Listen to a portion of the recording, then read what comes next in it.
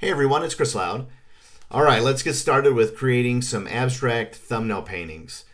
In this video, I'm going to show you a sped up version of 6 3 by 3 inch abstract thumbnail paintings I played with. I'll show you the simple techniques and easy steps I sometimes use when warming up with these quick painting exercises. And remember, these aren't supposed to be beautiful, finished pieces of art. Some will look okay, but some might not look so great. And that's not the point of these warm-ups.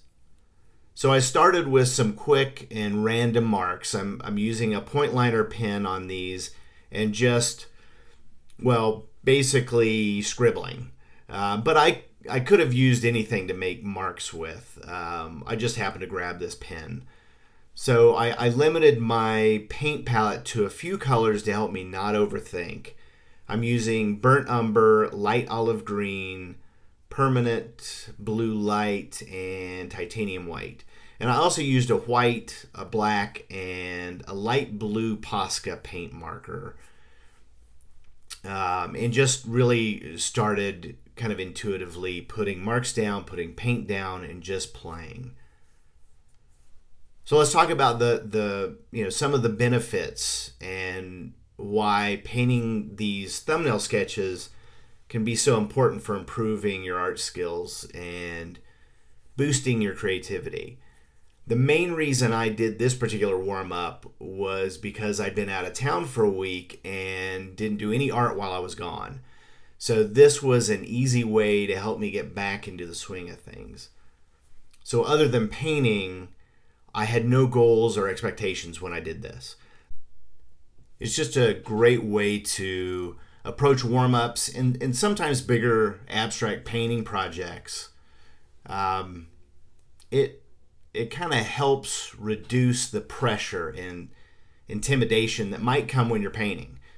Also, since the areas you're painting are small, it's a way to keep the practice light and fun and less resource intensive.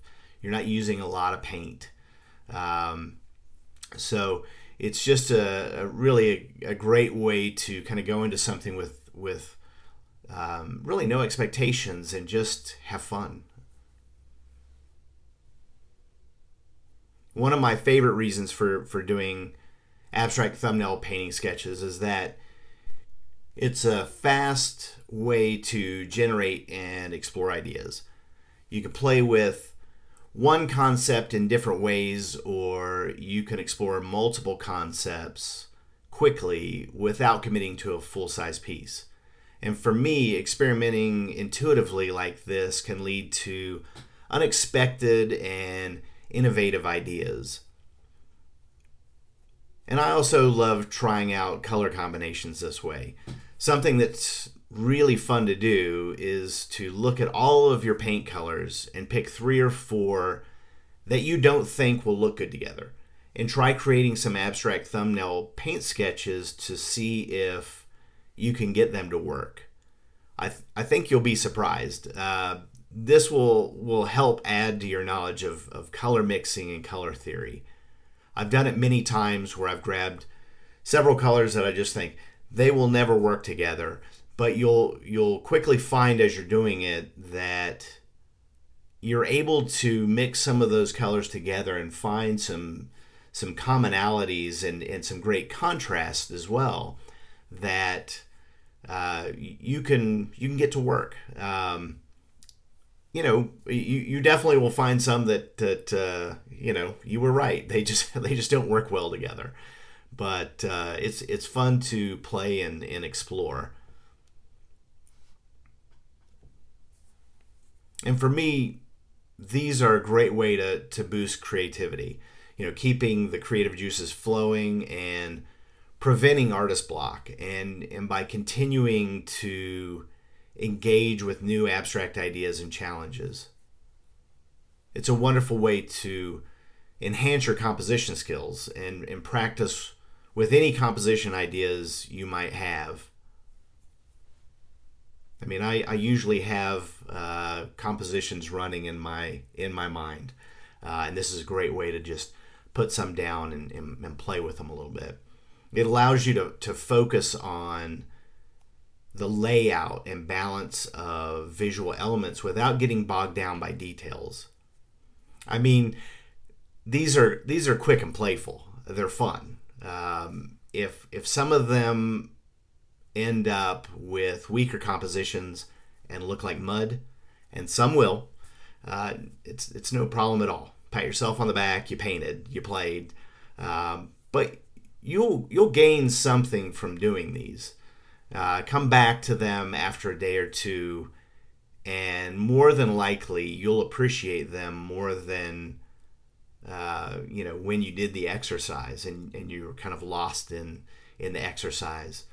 And give yourself a chance to have a break from them, and when you come back, I think you're going to see something that you didn't see. And flip the pages around, look at different orientations, and I can't say that I loved any or all of these little thumbnails that I did in this exercise, but I can tell you that every single one of these, all 6 of them, have something or several things in there that I noticed when I was done that I like, that I will use in other paintings.